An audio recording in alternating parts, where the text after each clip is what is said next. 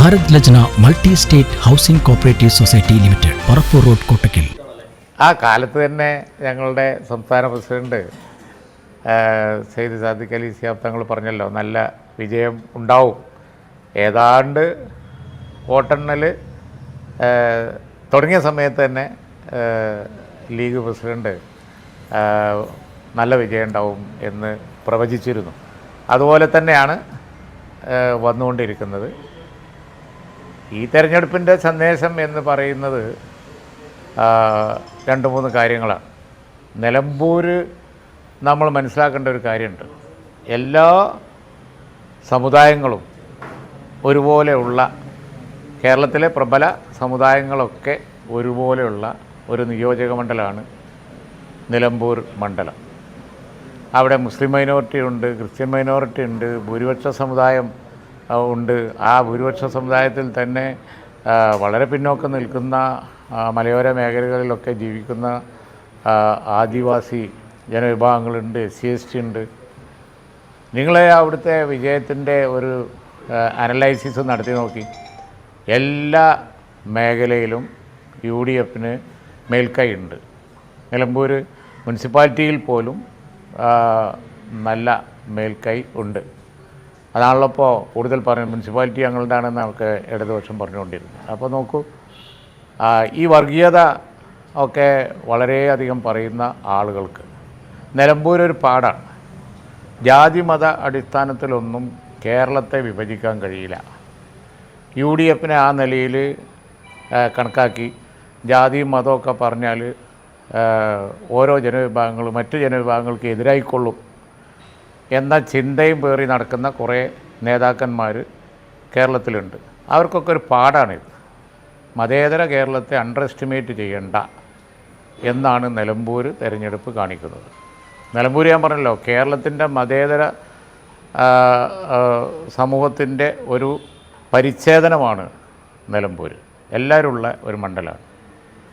അങ്ങനെയുള്ള മണ്ഡലത്തിലാണ് എല്ലാ ദുഷ്പ്രചരണങ്ങളുണ്ടായിട്ടും UDF മേൽക്കൈ നേടിയത്. ഭരണവിരുദ്ധ വികാരം ഉണ്ട് എന്നുള്ളതാണ് രണ്ടാമത്തെ കാര്യം. ഭരണവിരുദ്ധ വികാരമാണ് ഈ പ്രതിഫലിക്കുന്നത് നിലമ്പൂരിൽ. അതാണ് എല്ലാവരും ഒരുപോലെ വോട്ട് ചെയ്യുന്നത്. അവിടെ ഞാൻ പറഞ്ഞ ഈ ജാതിമത അളവ് പോലെ പ്രകടമാണ്. എല്ലാ മേഖലയിലും എല്ലായിടത്തും UDF മേൽക്കൈ നേടിയിരിക്കുകയാണ്. അപ്പോൾ അതുകൊണ്ട് തന്നെ ഇനി കേരളത്തിൽ ഉണ്ടാവാൻ പോകുന്ന ഇലക്ഷൻ റിസൾട്ടിൻ്റെ ഒരു സൂചനയാണ് നിലമ്പൂർ കാണുന്നത്. നിലമ്പൂർ അതുകൊണ്ടാണ് നിലമ്പൂർ ഉപതെരഞ്ഞെടുപ്പിന് ഒരു 8 മാസത്തേക്കുള്ള ഒരു തെരഞ്ഞെടുപ്പ് എന്നുള്ളതിൽ കവിഞ്ഞ പ്രാധാന്യം നിലമ്പൂരിനുണ്ട് എന്ന് ഞങ്ങളൊക്കെ പറയാനുള്ള കാരണം അതാണ്.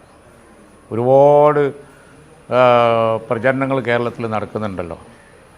സാമൂഹ്യ സാംസ്കാരിക സംഘടനകളെ കേന്ദ്രീകരിച്ച് അത് ലീഗിനെതിരാണ്, ലീഗിന് അനുകൂലമാണ് എന്നൊക്കെ പറഞ്ഞുകൊണ്ടുള്ള വലിയ പ്രചരണം.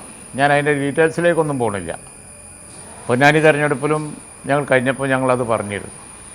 സാമൂഹ്യ സാംസ്കാരിക രംഗത്ത് പ്രവർത്തിക്കുന്ന സംഘടനകളെയൊക്കെ ഞങ്ങൾ അങ്ങേയറ്റം ബഹുമാനിക്കുകയും അവരുടെ സ്പേസ് അവർക്ക് അനുവദിച്ച് അവർക്ക് പിന്തുണ കൊടുത്ത് അവർ വിദ്യാഭ്യാസ സ്ഥാപനങ്ങൾ സ്ഥാപിക്കുക, നടത്തുക എന്നൊക്കെ പറഞ്ഞ കാര്യങ്ങളിൽ, അതുപോലെ തന്നെ മതരംഗത്ത് മതവിദ്യാഭ്യാസത്തിൽ ഒക്കെ അങ്ങേയറ്റത്തെ പിന്തുണ കൊടുത്തുകൊണ്ടാണ് ലീഗ് പ്രവർത്തിച്ചിട്ടുള്ളത്.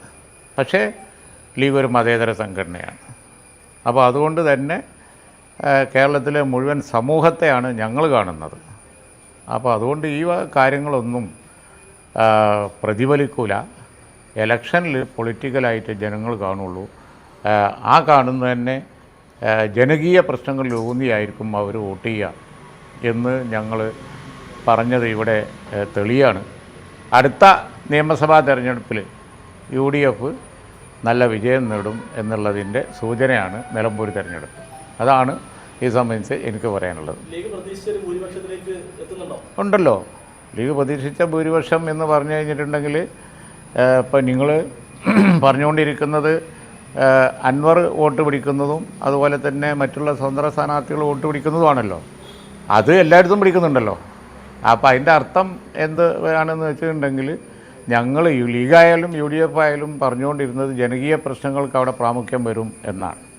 അതാണല്ലോ അവിടെ തെളിഞ്ഞുകൊണ്ടിരിക്കുന്നത്. വിവാഹ വസ്ത്രങ്ങളുടെ അതിവിപുലമായ ശേഖരത്തോടൊപ്പം ഒരു ഇന്റർനാഷണൽ ഷോപ്പിംഗ് വിസ്മയം ഒരുക്കി നിങ്ങളെ സ്വാഗതം ചെയ്യുന്നു. ഹൃദയങ്ങൾ ഒന്നാകുന്നു സീനത്തിൽ. Zeenath silks and saris, metro plaza, Kottakkal. മെമ്പർമാരുടെ നിക്ഷേപങ്ങൾക്ക് ഉയർന്ന ലാഭവിഹിതം നൽകുന്ന കേന്ദ്ര സർക്കാർ സഹകരണ സ്ഥാപനം Bharat Lajna multi state housing cooperative society limited, Parappur road, Kottakkal. Phone 9946999976.